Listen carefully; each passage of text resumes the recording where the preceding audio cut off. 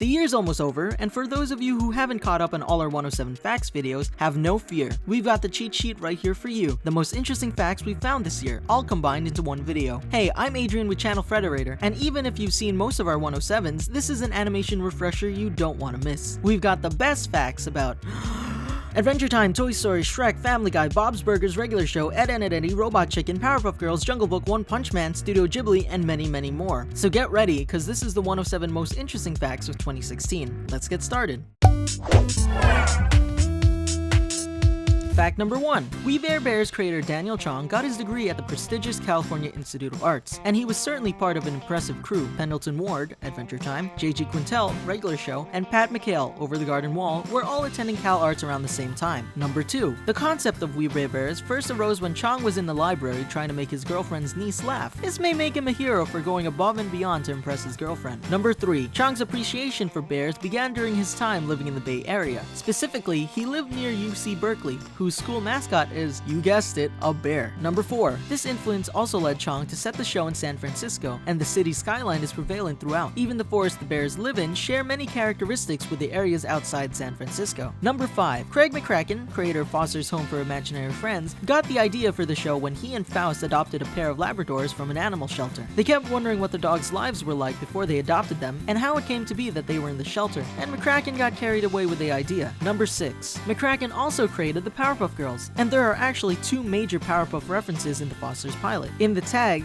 Blue's flipping channels and finally appears content when he settles on the Powerpuff Girls. Earlier, when introducing Blue to all the different kinds of friends at Foster's, Wilt calls Mojo Jojo an unimaginative friend and sighs. Some people just copy what they see on TV. What can you do? Number 7. According to Steven Universe creator Rebecca Sugar, the Legend of Zelda series was a huge influence on the show's music, aesthetics, and story. Number 8. One of Sugar's goals in creating Steven Universe is representing groups of people that haven't been featured very much in mainstream television and making them relatable to everyone. Number 9. Opal was originally meant to make the manji symbol with her 4 arms when summoning her weapon. This was scrapped because the manji symbol is basically a reverse swastika, the infamous symbol of the Nazi party, and is commonly misinterpreted as such. Number 10. According to Fred SEIBERT, the founder and CEO of Frederator, hi Fred! Pendleton Ward's pitch began with him playing Adventure Time's theme song on a guitar he brought with him. Fred claimed he had never seen a pitch quite like it before. Number 11. Working on the Adventure Time short was Ward's first job out of college. Number 12. Ward put a lot of thought making the female characters of the show since he's not a fan of the stereotypical molds TV usually forces women into. He was sure to give the ladies strengths and weaknesses to make them feel like real people. He cites Princess Bubblegum as a prime example of this. While she's extremely intelligent, she's also kind of a goofball that botches up plenty of her experiments. Number 13. In the original pitch presentation, it was stated that Jake and Lady Rainicorn were in a band together called the Angel Cakes, where they played a fusion of classical and bluegrass. They would hold rehearsals in Princess Bubblegum's garage every Thursday. Number 14. According to Jack Pendarvis, a writer for the show, Stephen King was seriously considered to be the voice of Root Beer Guy, but nobody ever approached the author about it. Number 15. The various pronunciations the Ice King makes with the name Gunter were a result of inconsistency with how the name was spelled in the script. Sometimes the U in Gunter would possess the umlaut, and other times it wouldn't, which would cause Tom Kenny to pronounce it differently. As a result, it was decided by the writers that the Ice King had multiple penguins that he called Gunter using different pronunciations. That's amazing. Number 16. Banana Man is played by the famous parody musician Weird Al Yankovic. Number 17. The most heavily censored episode in the series is Trouble in Lumpy Space for its seemingly endless innuendos. Number 18. When BMO cracks their screen in BMO Lost, the character's face closely resembles the macOS Finder logo. Number 19. Scooby-Doo's original name was Too Much. It was taken from the saying, "That's just too much," which was a popular catchphrase of the time. Number 20. Scooby's name was inspired by Frank Sinatra. The name was taken from an ad-lib scat in Frank Sinatra's rendition of Strangers in the Night, Doobie Doobie Doo. The song was overheard by CBS executive Fred Silverman, and he suggested the producers change the name from Too Much to Scooby-Doo. Number 21. In the show's early development, Scooby-Doo and Company were originally a rock band that would solve mysteries in between gigs. The angle was phased out in development because they didn't want to seem too similar to the Archie show. Number 22. Linda Simensky, the Cartoon Network vice president of original animation in 1996, was the one who received Danny Antonucci's pitch for Ed, Edd, and Eddy. It was based around the concept of three boys being friends because of their names. Linda identified with the concept because she hung out with two other Lindas when she was a child. She bought the series. Number 23. Creator Danny Antonucci not only relates with the characters of Ed, Edd, and Eddy, but with the situations too. Many of the stories told are from Antonucci's own childhood, one of them being from Pop Goes the Ed. Antonucci went to a sprinkler party and was given a swimsuit that was many times too small for him. Number 24. The Kanker sisters are based off some girls that Antonucci knew in 7th grade. They were always on the lookout for potential boyfriends and even scared Danny with their intensity and attitude. Number 25. The finale of Ed, Edd, and Eddy remains to be one of Cartoon Network's highest rated programs. The showrunners tried to end the series earlier, but fans demanded they bring the show back. Ed, Edd, and Eddy is also Cartoon Network's longest running original program. Number 26. Finding Nemo was inspired by director Andrew Stanton's personal experience of being an overprotective father. Number 27. After Stanton gave an elaborate and moving hour-long pitch for Finding Nemo to Pixar head John Lasseter, Lasseter said, "You had me at the word fish." Number 28. Dory was originally set to be a male character. After Stanton and his wife watched the Ellen DeGeneres show, he started writing the role of Dory specifically for her. She would change topics a few times before finishing one sentence, and he felt this would go great with the storyline of Dory's memory loss. Number 29. To capture the Great Barrier Reef's beauty, Lasseter made the film's core production team get scuba certifications to experience the reef firsthand. The movie's art team also went through training prior to production, which included scuba diving, marine biology, and oceanography classes. Number 30. P. Sherman was included in the film because a large part of the crew was Filipino, and the word fisherman sounds a lot like P. Sherman in a Filipino accent. Good thing I'm Filipino. It would sound like P. Sherman. Number 31. A cautionary warning to children not to free their fish down the drain was issued by several sewage treatment facilities. Due to the popularity of the film, the demand for clownfish as pets was high. Number 32. During production of the movie Toy Story, the filmmakers would make runs to Toys R Us and purchase toys of all kinds to see how they were put together more accurately to portray how the characters looked and moved. Number 33. Director John Lasseter was first introduced to computer animation in the early 80s while working for Disney. His two friends, Jerry Reese and Bill Croyer, showed him early footage of Tron's light cycle chase, which heavily utilized this new technology. This glimpse at the future inspired Lasseter to strive towards creating a film made entirely using computer animation. He's even gone on record saying that without Tron, there would be no Toy Story. Number 34. Billy Crystal actually turned down the role of Buzz Lightyear. Upon seeing the film after its release, Crystal went on record saying that rejecting Pixar was the worst mistake of his career. Lasseter heard about this some years later and gave Crystal the role of Mike Wazowski in Pixar's fourth feature film, Monsters, Inc. Number 35. Buzz is named after American astronaut Buzz Aldrin. Aldrin was the lunar module pilot on the Apollo 11 mission, where he became the second man to ever walk on the moon. Number 36. Pixar received a list of signals from the US Marine Corps to use as reference for the silent hand signals between the Green Army men. Number 37. Andy doesn't have a father because Pixar couldn't afford to give him one, as human characters were very expensive to model at the time. The filmmakers felt like having two parents wasn't necessary to tell the story they'd written. Number 38. Woody was based on an old pull-string doll of Casper the Friendly Ghost that Lasseter had as a child. Number 39. On to our favorite animated ogre, Shrek. It was a full decade between when Steven Spielberg bought the movie rights to Shrek to when the movie was released in theaters. Number 40.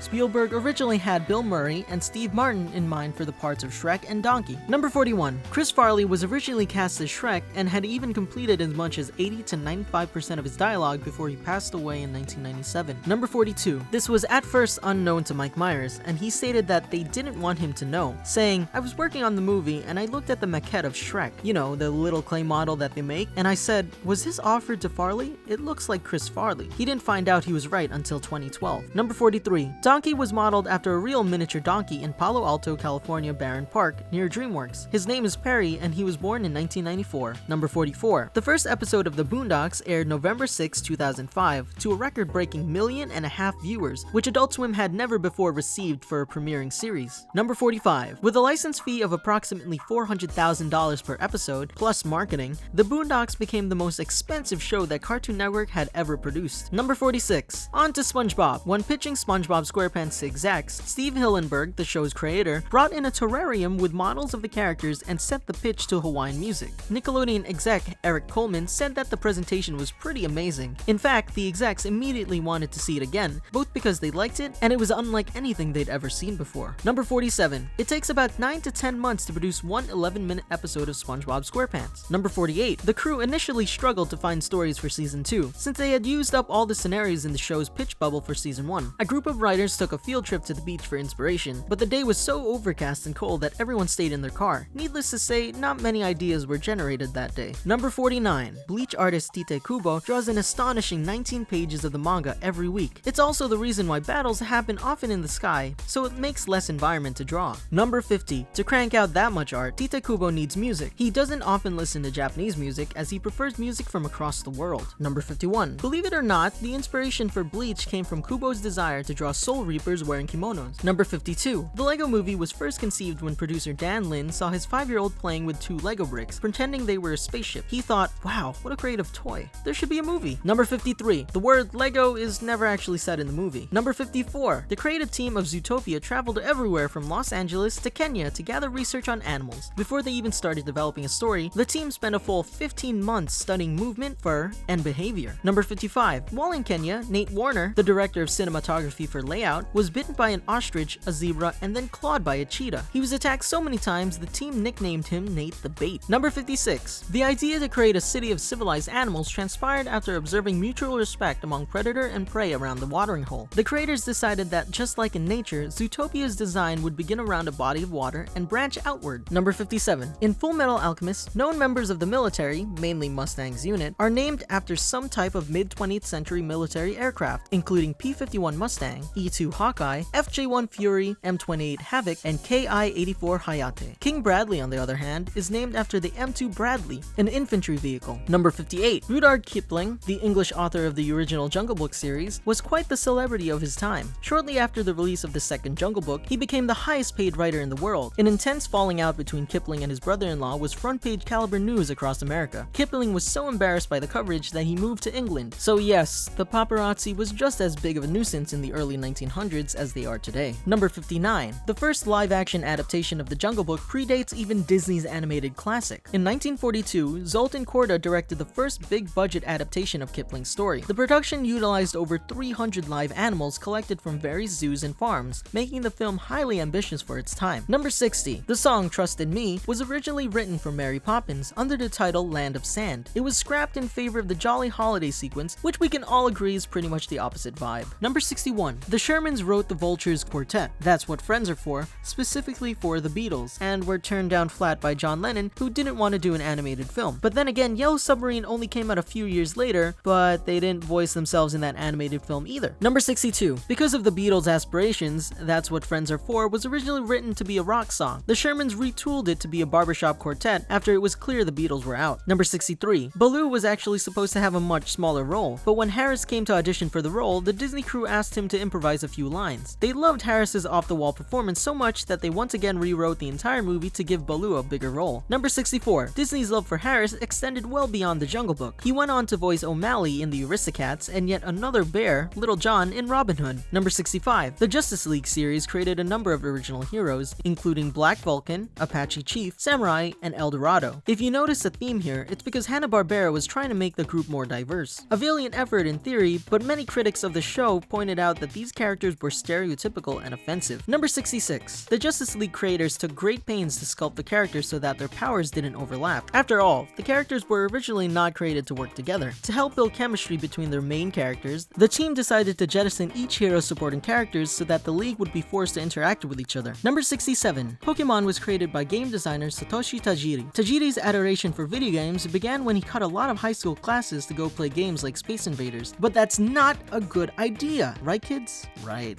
Number 68. It took Tajiri and company 6 years to develop the Pokemon games. Game Freak even came very close to going bankrupt. Luckily for Planet Earth, this didn't happen, and I'm pretty sure Game Freak's doing quite well right now. Number 69. The first few seasons of Pokemon were animated the old-fashioned way, with hand-painted cells. That's right, all that Pikachu Lightning Bolt action was painted by hand. And the cells were actually bigger than what you see on screen, meaning there was more detail to each frame than appeared in the final product. Number 70. On to our favorite girl with a deadpan stare, Daria. John Garrett Andrews, who worked on Beavis and Butthead at the time, based his design of Daria on his girlfriend from senior year of high school. He drew it on a paper plate left over from a lunch meeting. This was the first drawing done of Daria after all parties had weighed in on what her image should be. Number 71. Daria was voiced by Tracy Grandstaff, who everyone mistakes for Janine Garofalo. Garofalo even acknowledged the similarities between herself and Daria in a special behind-the-scenes episode of Daria she hosted. Number 72. Garofalo was actually one of the inspirations for Daria. Darlene Connor from Roseanne was another. Daria's sarcastic and witty personality has also been compared to writers Dorothy Parker and Fran Lebowitz. Number 73. When asked why MTV chose Daria for a spin-off series, former MTV Senior Vice President Abby Turkule explained explained, "We created Daria's character because we wanted a smart female who could serve as the foil. We thought about it and decided that Daria was funny in her own right and worthy of her own series." Number 74. Moving on to Robot Chicken. The concept of using action figures for stop-motion animation came about in 1999 when Green was set to appear on Conan O'Brien and confided in Senrich that he really had nothing to talk about on the show. Green pitched Senrich the idea of taking a 12-inch Conan O'Brien action figure produced by Hasbro and having it star alongside an action figure of Seth Green's character from Austin Powers in a short stop-motion animation for the talk show. Through the collaborative efforts with Tom Root, who would go on to be a writer, producer, and voice actor for the show, the short was made and became a hit with the Conan crowd. Number 75. The original name for the show was Junk in the Trunk, but it was rejected when it was discovered that this was also the title of a popular pornography series at the time. The crew went through many other names that were also rejected. Many of these names lived on in episode titles for Season 1. So if you thought the Season 1 episode names were a little weird, that's why. Number 76. Speaking of weird names, the name Robot Chicken comes from a dish of the same name served at a Chinese restaurant in West Hollywood called Kung Pao Bistro. The dish consists of crispy chicken chunks coated in sweet and tangy sauce surrounded by broccoli. To be honest, I don't know where the robot part comes in. Number 77. Many of the figures were custom made from other collectibles. The 5-headed Britney Spears monster in Season 1 was crafted out of a giant mummy figurine Tom Root bought at Universal's The Mummy Thrill Ride in Los Angeles. Number 78. Occasionally, animators have to damage rare collectibles in order to capture the special effect. During Season 1, they had to bash a mint-condition vintage Batmobile collectible with a hammer and then set it on fire. That must have been painful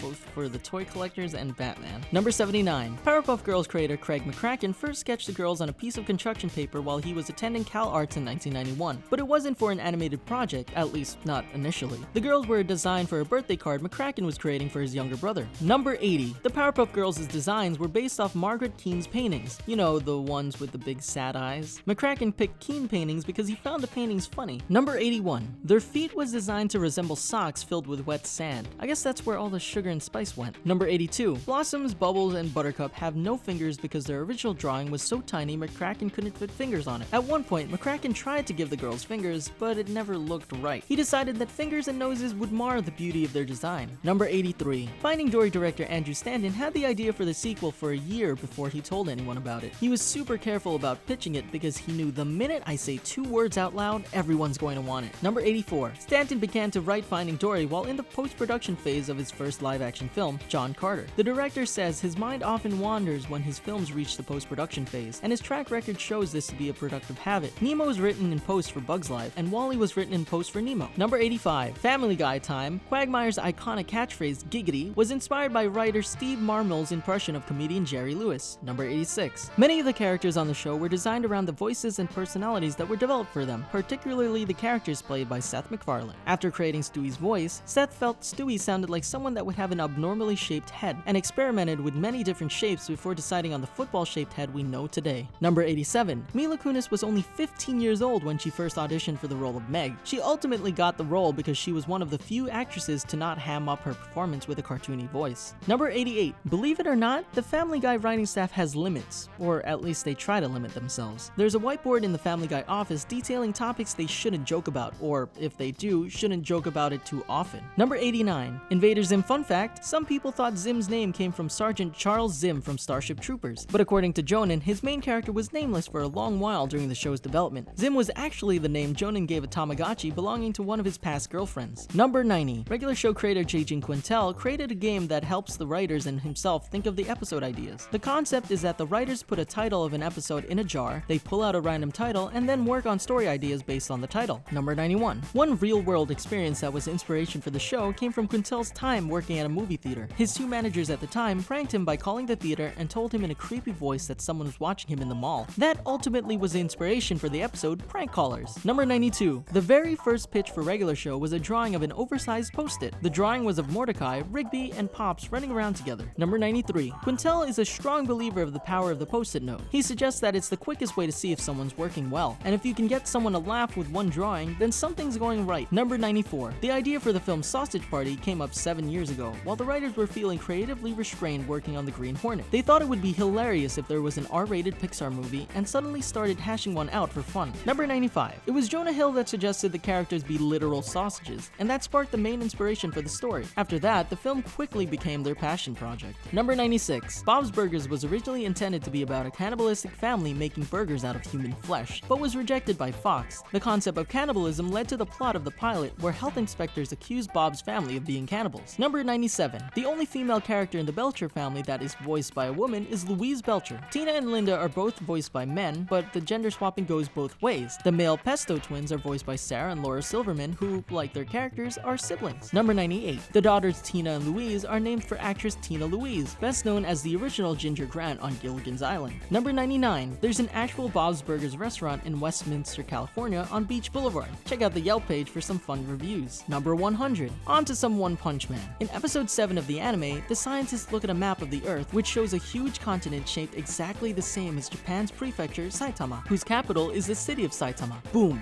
hero name. Number 101. Early on, creator 1 uploaded all of his work by taking pictures of it with his phone. Only after a friend showed him the website, Nitosha, did he decide to invest in all of the equipment necessary for web-based drawings. Number 102. The title of One Punch Man, as rendered in katakana, One Punch Man, is a parody of the Japanese superhero Anpanman. His costume is also similar, but with inverted colors. Number 103. Studio Ghibli has a strict no alterations policy when it comes to the distribution of their movies. This is a result of what happened with their very first film, Nausicaa of the Valley of the Wind, which was torn apart for the American release and retitled Warriors of the Wind. In fact, Suzuki's official stance on the matter is, let's not talk about that version, okay? Number 104. Here's how serious Ghibli is about that zero alterations policy. During negotiations for Princess Mononoke, Suzuki sent American producer Harvey Weinstein a samurai sword with a note that read, "No cuts." Isn't a samurai sword for cutting? Number 105. The name Ghibli is actually a word, pronounced Ghibli, used by Italian pilots that refers to a hot wind blowing through the Sahara Desert. It's also the name of an aircraft, the Caproni CA-309 Ghibli. Miyazaki took this name for the studio because he wanted to blow a sensational wind into the Japanese world of animation, and that he did. Number 106. The original word Ghibli is pronounced with a hard G instead of a soft G used by the studio. Supposedly this was Miyazaki's pronunciation error, and it just stuck. If you romanize the katakana in the studio's title cards, it would read out Djibouti